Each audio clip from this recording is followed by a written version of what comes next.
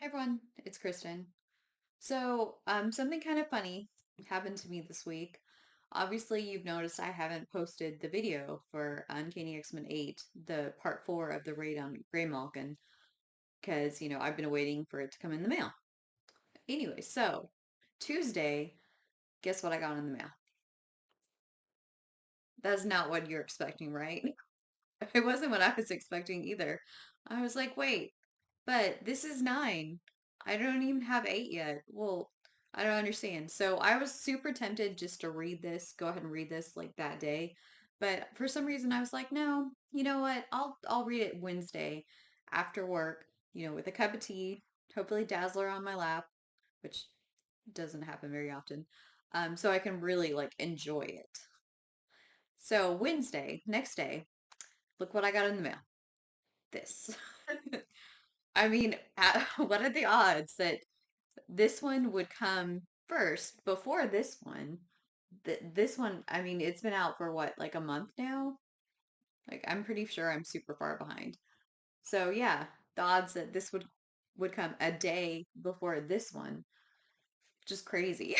So I'll do this one today, and then I'm gonna do this one tomorrow, and I'll probably Dazzler 4 tomorrow because that's a continuation of Dazzler 3 that I reviewed uh, last Saturday to, as a fill-in because I was still waiting on, this comic.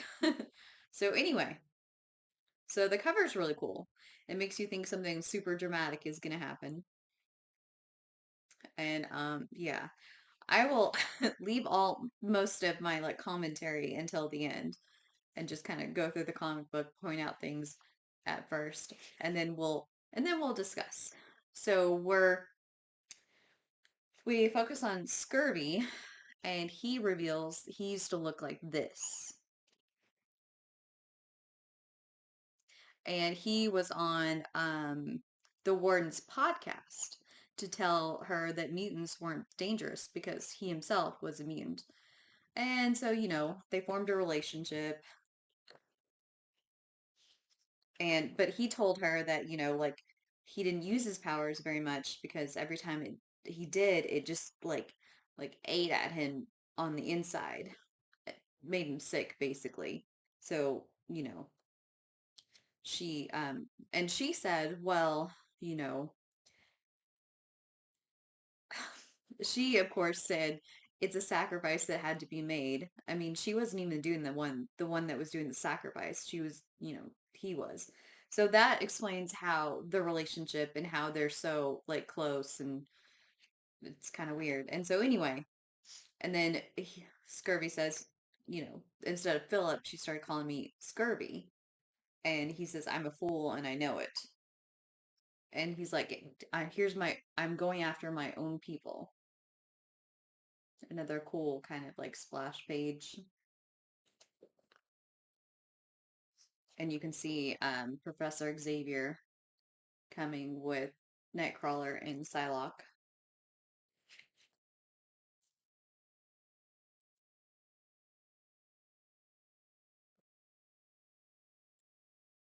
And so Rogue manages to break free, and she sees that Cyclops is over there, and he's all the team's still traumatized. Basically, whatever Scurvy's doing to them, he still has them in his hold. And so Scurvy sees that Rogue has broken free, so he throws Juggernaut at her. Oh, goodness, that had to hurt, even though she's invulnerable. And so Xavier, he's there and he starts talking to Scurvy. And he's like, Philip, is it? And Scurvy replies, Philip is long gone. And then Professor Xavier really doesn't understand how there could be this mutant that's this super powerful that he doesn't know about. Like, even with the help of Cerebro, he's like, I would have detected you. Like, I don't understand. How can you be this powerful and me not know? And Philip Scurvy explains there were 5 of us. Um, Harvey X was one of us. We call ourselves the Avians. And so basically, I feel like people have been guessing that, they're powerful mutants that we know of. I feel like these are all going to be all five of these are going to be new characters. Like Harvey X was a new character.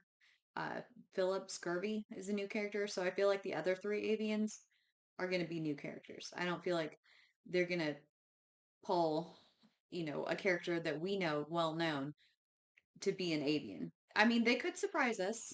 I mean, they really could, but I feel like it's probably going to be new characters. And so he, says to Xavier, have Rogue tell you how Harvey died. And he's said, we're all sick, all the avians.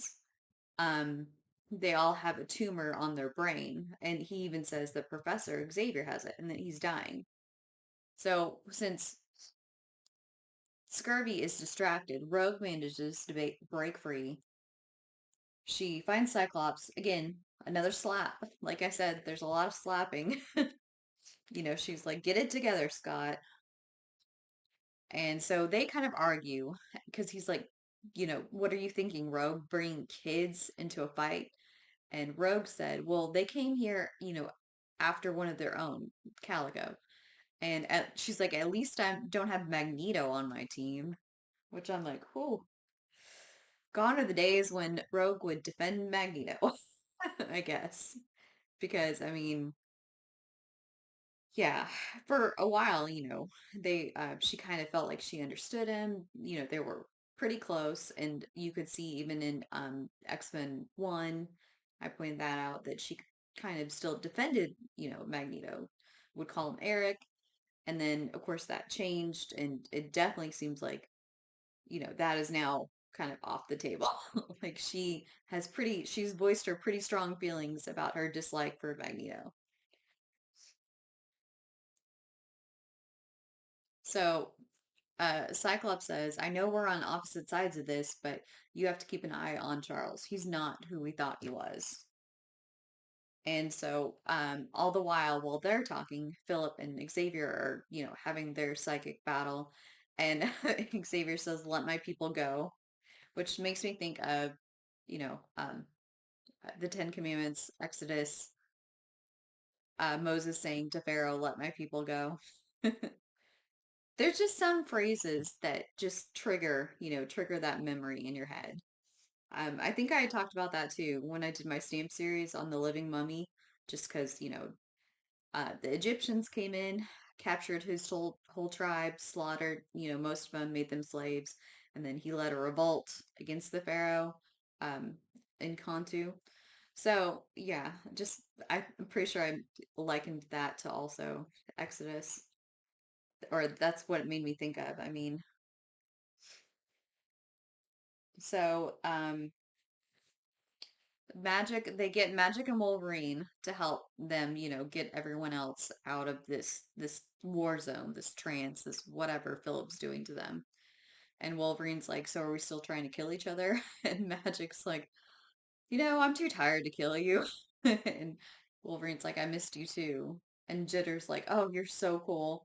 I feel like, all the new kids, well, Death Dream and Jitter, they really like Magic. They think she's just the best, like so cool and stuff.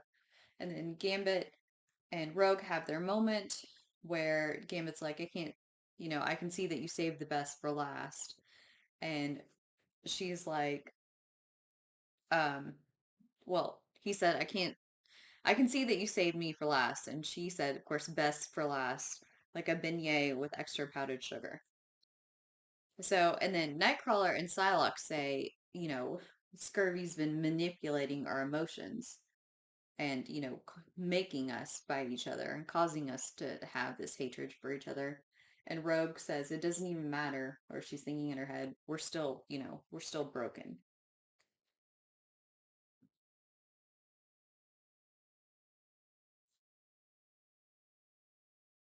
Sorry, an ad popped up as I was doing this video, and it's always distracting to have it, have it there.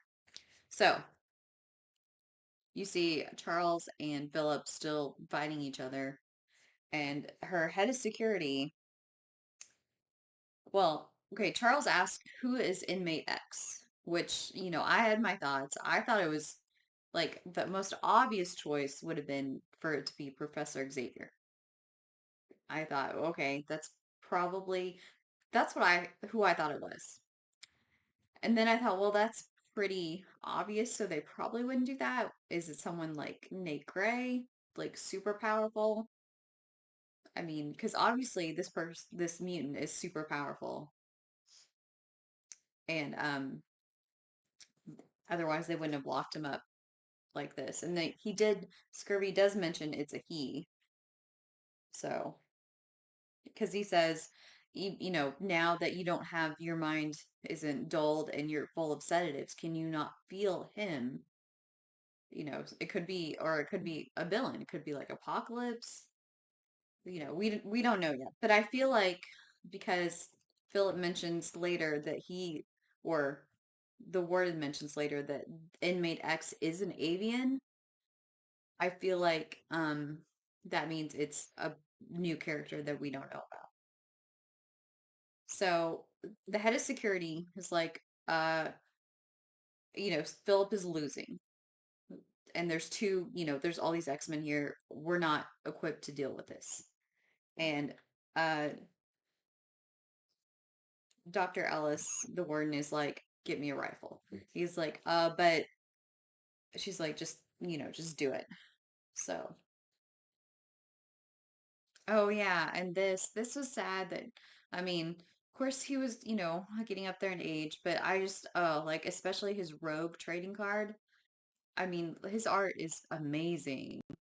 Like, so that was pretty sad to hear about that. But I mean, like I said, 1939, so getting up there in age, but still sad regardless. So Calico is super happy to see everybody else, and she's like, "Oh, my friends, we're all friends now." And Death Dream's like, and she's hugging all them, and Death Dream's like, I don't know what's happening. So anyway, Cyclops and Rogue are trying to figure out what to do, and the warden comes in and says, you guys are trespassing, you need to leave. And Rogue says, excuse me? You're the ones trespassing. This is our home. I hate what you've done to this place. And Cyclops has said, I urge you to reconsider. And this is probably the best line in the whole comic book. Because he's like, because you have two X-Men teams to face now, and we're not as nice as the Avengers. Like I said, that's a pretty cool, like, splash page, especially Calico on Ember in the back. Just adds to it. Anyway, the best line in the whole book, I think. uh, and Rogue even has to, like, in her head, give him props for that. And basically, Rogue is saying, we're not afraid of you. We're not afraid of your rifle. We're not backing down.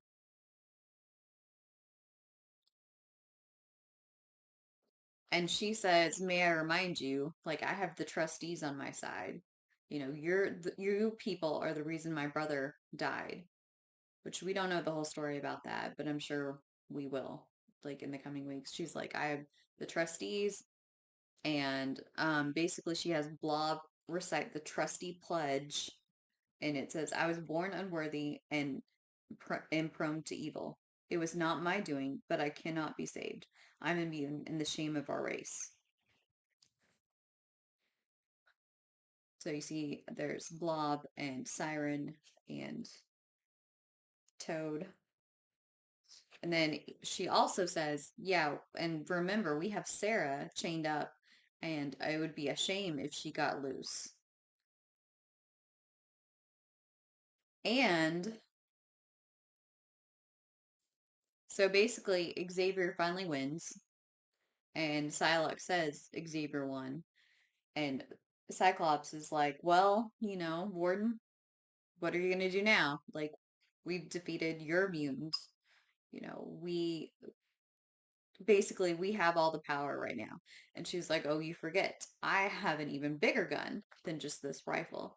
I have, sonic, cannons equipped to satellites trained on Haven, Louisiana, where, is where Rogue and her team is based out of, and Merle, Alaska, where Cyclops and his team is based out of. So, Rogue says you're bluffing, you wouldn't. And even Teresa Siren is like, she'll do it, Rogue. Just don't do it. And the warden says, we're taking, you can keep Beast and you can keep Calico, but we're taking Xavier. And Rogue's like, the heck you are. And Charles actually says, he's like, no, just leave me here. I belong here. I've done some bad things. I hurt some innocent people. Like, I need to stay here to atone for my sins. And Rogue is pretty upset because she's like, you're the first one that believed in me. And he says, I still believe in you. And then Charles, Charles, Cyclops tells Ileana to get everyone out of there. So she uses, her mutant power, her stepping disc, and transports everyone from from there. And Cyclops says, I promise Rogue we'll get everyone out of there. But he also says Charles is where he belongs. Like he belongs there.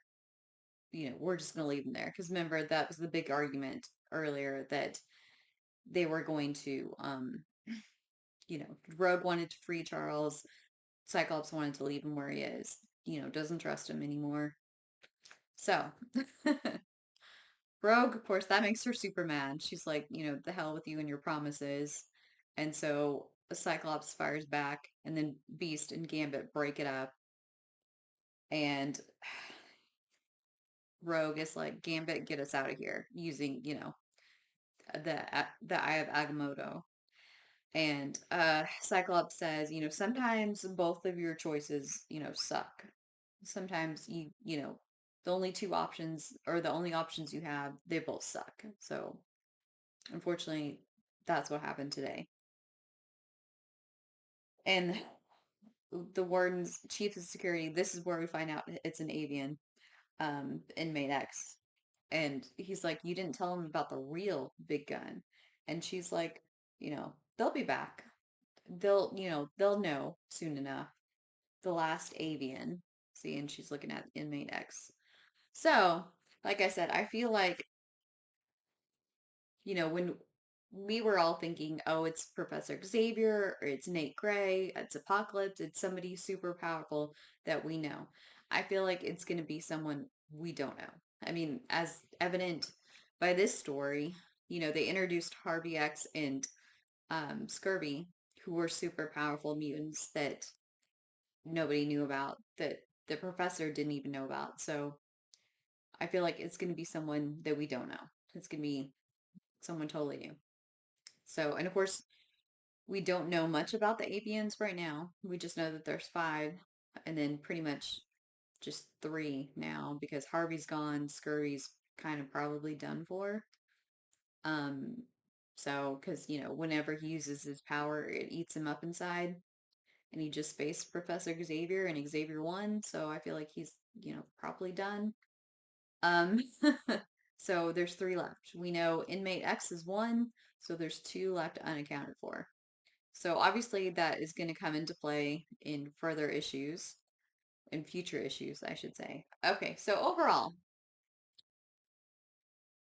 you think, oh wow, this is, awesome. The cover looks amazing, and you think that this is, inmate X or whatever. At least that's what I thought when I first saw the cover. That, he had been released and they were going to fight him. So, but basically, I mean, there were some, like I said, some good moments in this, some funny moments, some interesting moments. But overall, like the whole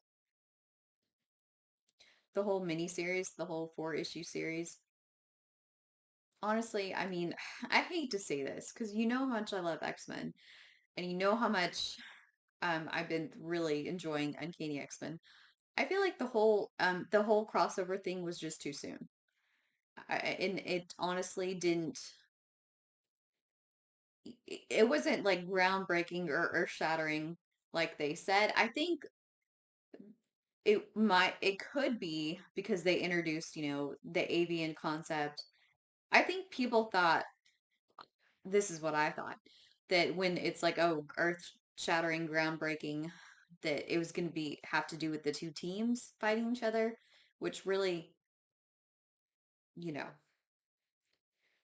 they weren't really. It was, of course, like a manipulation, and of course, but now still, of course, there's that tension there between Rogue and Cyclops and their teams because there's tension between the two leaders. So I get that. And then, of course, the introduction of the last Avian. We don't know who that is, and we don't know where they came from, why they call themselves that. Um, yeah, so it was good, but I mean, you didn't, I will say it was good, but you didn't have to read all four issues. Like, you could have read just this last issue, no offense, and been basically caught up. Like, you didn't, it wasn't necessary to read all four issues. That's all I'm saying. And I feel like it was just kind of too soon for a crossover. And now there's a whole nother crossover across like 7, 8 titles. I mean, honestly, as much as I love X-Men, and you guys know I do, I probably won't be picking that up like in the individual issues since I haven't been picking up all those.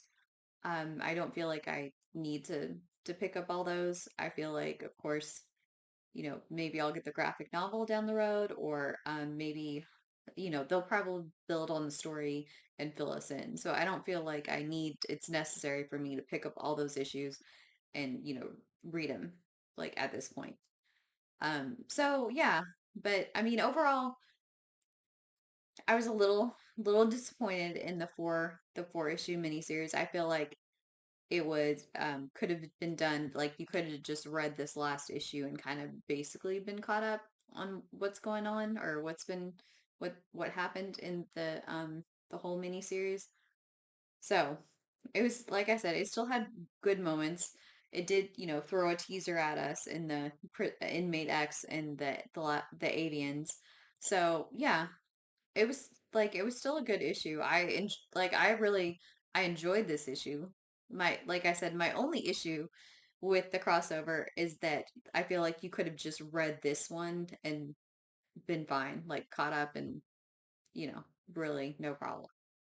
The other three issues were almost unnecessary in a way. And I hate to say that because that makes it sound bad, but some crossovers are like that. They're not super groundbreaking. Uh, they're kind of, yeah, you know what I'm trying to say, I guess. So anyway, but yeah, I enjoyed the story. Like I said, there were good moments in it, and so tomorrow I'll be doing this one and Dazzler 4. So I'm just like I said, I'm just finally glad that I got this issue. Because I was like, well, what's going on? Like, I've been trying to avoid spoilers and stuff online, and that's super hard to do because, I mean, I'm in so many X-Men groups, so I basically was just staying out of those groups for a while because I didn't really want it, I didn't want to know what happened. I didn't want it spoiled. So, yeah, anyway, so I'm glad I finally read it. And it was good. Like I said, but it was the best issue out of the four issues that made up the like crossover event, I would say. So, so anyway, I will see you guys tomorrow. And so until then, bye.